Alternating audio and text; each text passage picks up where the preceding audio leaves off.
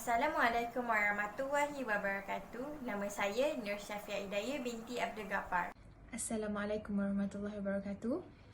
Nama saya Nur Alia Syahira binti Khairul Anwar.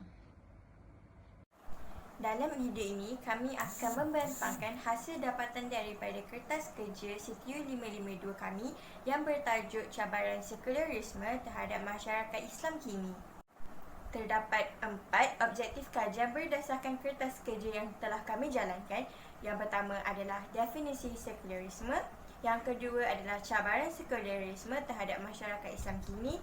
Yang ketiga adalah kesan sekularisme terhadap masyarakat Islam kini. Dan yang terakhir, yang keempat adalah cara mengatasi dan membendung isu sekularisme. Definisi sekularisme. Sekularisme berasal daripada bahasa Latin iaitu seculum yang mempunyai dua pengertian iaitu waktu dan ruang atau tempat. Muhammad Naqib Al-Atas telah menguraikan waktu itu sebagai kini dan tempat sebagai dunia. Maka ia boleh merujuk kepada peristiwa-peristiwa di dunia dan yang berlaku pada masa kini dan tidak mengira akan kehidupan di akhirat. Sekularisme juga boleh didefinisikan sebagai pemisahan antara agama dan urusan dunia atau nilai manusia yang boleh berubah mengikut situasi ruang dan tempat. Sekularisme lahir dan terjadi daripada ideologi dan fahaman barat. Ia juga telah berjaya tersebar ke seluruh pelosok dunia. Hal ini kerana ideologi sekularisme ini mudah diresap dan diterima oleh pemikiran manusia. Kerana ideologi sekularisme ini dapat membuktikan penyelesaian sesuatu masalah secara saintifik. Sekularisme ini juga merupakan satu fahaman yang berbentuk anti keagamaan, atau dalam erti kata lain, ia merupakan satu fahaman, idea dan worldview yang bertentangan dan tidak sejajar dengan matlamat peradaban Islam. Hal ini disebabkan oleh ia telah memisahkan Tuhan dari urusan-urusan keduniaan dan mementingkan unsur individualistik dan berpaksikan fahaman materialistik yang mana objektifnya untuk mencari nikmat kebendaan semata dan menolak segala nilai luhur. Jadi, jelas di mana sekularisme ini telah memisahkan agama daripada pelbagai bidang kehidupan dan menjadikan agama sebagai amalan ritual semata-mata. Cabaran sekularisme yang pertama adalah cara hidup masyarakat Islam yang berlandaskan barat sekular. Islam merupakan unsur utama dan menyeluruh dalam kehidupan manusia. Islam adalah ad-din seperti yang telah difirmankan oleh Allah Subhanahu wa taala di dalam surah Al-An'am ayat 162 yang bermaksud, sesungguhnya sembahyangku dan ibadatku, hidup dan matiku hanyalah untuk Allah Tuhan yang memelihara dan mentadbir sekalian alam. Jadi jelas ia menunjukkan fahaman sekularisme itu adalah bertentangan dengan fahaman dan ajaran Islam kerana ia telah memisahkan agama daripada pelbagai aspek. Namun kita tidak dapat nafikan lagi bahawa sebahagian besar masyarakat Islam kini secara tidak langsung telah mengamalkan cara hidup yang berlandaskan barat sekular. Tambahan pula, terdapat idea sekularisme yang menyatakan unsur agama tidak mendominasi kehidupan manusia walau mereka mengamalkan kehidupan yang dituntut oleh agama. Ia secara langsung telah menyebabkan agama hanya digunakan untuk tujuan-tujuan khusus dan pada masa tertentu sahaja, dan pengamalannya juga bergantung kepada individu itu sendiri. Contohnya yang dapat kita lihat adalah masyarakat Islam kini terbuka dan mudah untuk menunaikan sembahyang Jumaat atau solat sunat Hari Raya Aidilfitri, tetapi tidak pula terpanggil atau berminat untuk bersama jemaah di masjid atau menunaikan harakah Islamiyah. Selain itu, terdapat juga sikap individu Islam yang mencari rezeki dan kekayaan duniawi tanpa selari dengan tuntutan kerohanian seperti prinsip yang telah diperjuangkan oleh golongan sekular. Hal ini menyebabkan masyarakat Islam kini telah membuang agama daripada kehidupan dan kebahagiaan seorang individu itu terletak kepada nikmat yang diperolehi dari kehidupan yang bebas tanpa mementingkan sebarang syarat dan hukum hakam agama. Perkara ini dapat dilihat apabila kes penyelewengan, rasuah dan penindasan di Malaysia meningkat dan pelaku itu datang sendiri daripada masyarakat Islam. Masyarakat Islam kini juga majoritinya lebih mencari kegembiraan dari perkara-perkara yang menyeronokkan dan menghiburkan. Contohnya dengan menonton wayang, pergi berkaraoke dan bermain permainan video. Perkara tersebut menyebabkan masyarakat Islam kini mudah terpesong daripada erti kehidupan yang sebenar, iaitu hari akhirat yang abadi. Cabaran sekularisme yang kedua adalah kemerosatan konsep ilmu. Menurut golongan sekular, sekularisme dilihat selari dengan pencapaian ilmu pengetahuan dan kemajuan oleh kerana ia berasaskan rasional dan akal, manakala ilmu agama adalah sebaliknya. Namun, hakikatnya ialah kongkongan atau syarat yang ditetapkan di dalam agama, khususnya Islam, adalah penting untuk menjamin keharmonian hidup. Ilmu sekular yang diterapkan di dalam silibus pelajaran di sekolah-sekolah kebangsaan dan institusi pengajian tinggi lebih melupakan kepada aspek duniawi untuk mencapai kemajuan tanpa menerapkan unsur-unsur keagamaan. Terdapat juga nilai keagamaan di dalam ilmu sekular itu, iaitu konsep moral, namun penekanannya ada mat minimum dan ia lebih bersifat ke arah liberal untuk mencapai kebahagiaan manusia. Ilmu yang bersifat essence theory of knowledge atau dalam erti kata lain ilmu yang dapat dijiwai dan dihayati kurang diberi penekanan disebabkan ia tidak mempunyai unsur saintifik. Oleh hal yang demikian, ilmu yang berasaskan rasional dan akal semata-mata tidak mampu untuk menyelesaikan masalah dan akan mengakibatkan manusia tidak mempunyai matlamat hidup yang jelas dan sentiasa berada di dalam situasi yang berkecelaruan. Namun hal yang demikian, pada zaman kini, majoriti masyarakat Islam tidak mempunyai banyak pilihan selain daripada menuntut ilmu di sekolah kebangsaan yang mengaplikasikan sistem pendidikan sekular, kerana ia dapat menjamin peluang pekerjaan serta dapat mencapai status di kalangan masyarakat dan negara. Hal ini kerana kebanyakan sekolah agama seperti Mahat Tahfiz dan pondok dibiarkan beroperasi secara persendirian dan bantuan keuangan sukar untuk dipertimbangkan, berbeza dengan sekolah jenis kebangsaan yang mudah untuk dapat bantuan daripada kerajaan. Ini telah mengakibatkan graduan sistem pendidikan agama itu tidak diiktiraf, terpinggir daripada realiti dunia moden serta tidak berpeluang untuk bersaing dengan graduan-graduan sistem pendidikan sekular, lebih-lebih lagi dari bidang pentadbiran dan pemerintahan negara. Ini disebabkan oleh tanggapan terhadap graduan sekolah agama yang tidak mempunyai metodologi yang berkesan untuk mengkaji masalah dan mengkaji keperluan masyarakat kini untuk terus mencapai kemajuan.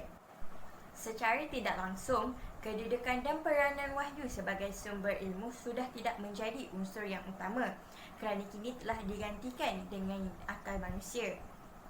Segala kejadian saintifik tentang alam semesta dianggap sebagai pencapaian akliah semata. Ini telah menyebabkan ajaran agama mengenai alam semesta menjadi kurang relevan di mata masyarakat. Namun begitu, ilmu moden tidak seharusnya dihapuskan kerana secara tidak langsung ia akan menyukarkan perbincangan yang membawa kepada faedah bersama. Oleh itu, amatlah penting supaya penggunaan akal seiring dengan wahyu agar ia tidak memberikan kesan negatif kepada masyarakat Islam. Para ilmuwan serta badan berautoriti yang berkaitan haruslah sentiasa mengkaji, menambah baik dan membentukkan kembali sistem pendidikan dan ilmu pengetahuan manusia yang berpaksikan visi dan hujah-hujah Islam. Dengan ini, masyarakat Islam dapat memahami dan mengaitkan dan menyatukan ilmu pengetahuan yang sekular atau moden itu dengan ilmu warisan Islam ke dalam satu bidang yang khusus. Kita beralih ke cabaran yang ketiga, iaitu sekularisme dalam politik Malaysia. Secara amnya, sekularisme tidak asing lagi diperdengarkan dalam dunia politik sesebuah negara. Sekularisme merupakan satu prinsip kefahaman yang memisahkan antara hal agama dan hal kehidupan terutamanya dalam kehidupan bernegara. Ianya cenderung kepada kehidupan bebas yang tidak berlandaskan kepada agama dan syariah. Dalam bahasa Inggeris, konsep sekularisme dirujuk sebagai the separation of church and state yang bermaksud agama tidak boleh campur tangan dalam pentadbiran sesebuah negara dan sebaliknya. Negara-negara di Asia merupakan negara yang mesra agama. Hal ini menyebabkan kehidupan beragama sebagai satu perkara penting yang sukar untuk dipisahkan oleh penganut agama masing-masing. Aspek politik di Malaysia kian tergugat dengan pemikiran moden sekular. Para politik tidak lagi mementingkan ajaran Islam sebagai tunjang utama mereka dalam melaksanakan tugasan dan tanggungjawab yang akhirnya memberi impak negatif kepada rakyat. Seperti yang dapat dilihat kini, politik di Malaysia telah terikut-ikut amalan barat. Para politik terlalu taksub mengejar kekayaan, pangkat dan kuasa sehingga alpa akan kekuasaan Tuhan. Para politik sanggup mengenepikan ajaran Islam demi kepentingan diri sendiri berbanding rakyat. Bagi mereka, semua yang dicapai adalah kejayaan besar sedangkan ianya hanya kejayaan duniawi semata-mata. Tambahan pula, ramai ahli politik sering dikaitkan dengan kes-kes rasuah, wang haram dan sebagainya demi mencapai impian mereka. Oleh itu, pihak yang bertanggungjawab seharusnya melaksanakan tugas dengan sewajarnya tanpa mengira pangkat dan darjat. Perkara yang tidak sepatutnya berlaku ini harus dibendung dan diperbaiki agar politik Malaysia berada dalam keadaan aman dan harmoni. Seterusnya, cabaran yang terakhir adalah penyebaran sekular dalam perundangan Malaysia. Sistem perlembagaan Malaysia dilihat berasaskan konsep sistem common law hasil penjajahan terhadap tanah Melayu. Sistem perlembagaan Malaysia boleh dianggap unik yang terdiri daripada undang-undang sekular dan undang-undang syariah. Berdasarkan amalan golongan sekular, mereka sedaya upaya untuk menolak agama dari kuasa pemerintahan beliau. Hal ini kerana ia bertujuan untuk mengelak dari sebarang pandangan berat sebelah yang menghasilkan satu keputusan yang tidak adil bagi semua pihak. Mereka akan memastikan keputusan yang dibuat tidak berkait dengan hukum agama. Jika dilihat pada perlembagaan Malaysia, di manakah letaknya ajaran Islam dalam perlembagaan tertinggi? Sistem perundangan Islam hanyalah dilaksanakan dalam perundangan syariah sahaja sedangkan penduduk majoriti Malaysia adalah terdiri daripada umat Islam serta ketua pentadbir negara juga beragama Islam. Sebagai contoh yang jelas pada masa kini, undang-undang yang tidak adil telah berleluasa di negara ini dengan cara menangkap pesalah dengan tuduhan palsu. Hal ini berlaku kerana seseorang yang berpengaruh dan berpangkat tinggi dapat dibela dan sebaliknya orang biasa boleh ditindas. Amalan ini kian meluas dalam kalangan ahli politik dan golongan yang berpengaruh. Tindakan mereka seperti ini adalah demi kepentingan diri sehingga alpa akan ajaran Islam yang sepatutnya tidak diingkari. Selain itu, timbul persoalan di mana sistem Islam dan hukum hudud tidak dilaksanakan di Malaysia, walhal Malaysia dikategorikan sebagai negara Islam. Persoalan ini membangkitkan isu bagi sesetengah rakyat di mana Malaysia terdiri daripada pelbagai etnik, kepercayaan dan agama. Bagi sesetengah pendapat rakyat, Malaysia bukanlah negara Islam sepenuhnya, maka tidak adil jika pelaksanaan hukum hudud dijalankan. Maka dapat dilihat bahawa sekiranya sesebuah negara itu ingin mengamalkan sistem Islam sepenuhnya, pasti mendapat tentangan hebat dari golongan sekular negara itu sendiri. Tambahan pula, pada masa kini, kebanyakan negara mengamalkan sistem moden sekular yang sememangnya mengenepikan agama sebagai tunjang utama dalam kehidupan. Falsafah modernisme ini adalah faktor terdorongnya sekularisme. Hal ini dapat dibahaskan dalam sistem perundangan Malaysia di mana kes-kes yang berkaitan dengan Islam hanya diselesaikan dalam mahkamah syariah sahaja dan tidak dibawa ke peringkat atasan. Oleh itu, terserlah bahawa sistem perlembagaan dan perundangan Malaysia masih terikat dengan pemikiran sekular yang memisahkan agama dan negara. Kita teruskan dengan kesimpulan. Sekularisme ternyata memberi pelbagai cabaran dalam kehidupan masyarakat Islam, terutama di negara-negara Islam seperti Malaysia. Ia jelas menunjukkan bahawa fahaman sekularisme bertentangan dengan ajaran Islam kerana sekular memisahkan Islam dengan aspek politik, sosial dan ekonomi. Hal ini memberi satu tamparan hebat bagi penganut agama Islam yang ingin mempertahankan hak Islam dalam negara tetapi seringkali ditindas oleh golongan sekular. Seperti yang dibincangkan, antara cabaran masyarakat Islam adalah dari segi ilmu, pendidikan, politik dan perundangan di Malaysia. Idea sekularisme yang menyatakan unsur agama tidak mendominasi kehidupan manusia walaupun mereka mengamalkan kehidupan yang dituntut oleh agama telah pun terbukti. Kesimpulannya, kesan penjajahan barat sekular telah menggugat identiti penganut Islam dalam masyarakat di Malaysia. Akhir sekali, cadangan untuk membendung sekularisme. Sekularisme merupakan satu ideologi barat bagi menjatuhkan Islam yang telah wujud sejak berabad yang lalu. Bagi membantah sekularisme dalam diri penganut agama Islam, mereka hendaklah mendekatkan diri dengan ajaran Islam. Muslim dan Muslimin di Malaysia seharusnya kembali kepada fitrah asal mereka sebagai hamba Allah SWT.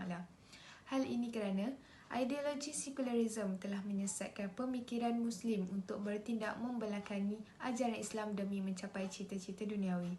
Muslim perlu mendalami semula ajaran Islam supaya mereka kembali mengingati batas-batas dan larangan serta perkara yang dimurkai oleh Allah sebagai penciptanya. Hak sebagai umat Islam harus dipertegakkan kembali dan mempertahankan Islam agar tidak dipijak oleh golongan sekular. Umat Islam mestilah taat dan tunduk kepada Allah dengan meningkatkan fahaman dalam Islam untuk membendung penyebaran sekularisme dalam kehidupan yang kian mencabar pada masa kini.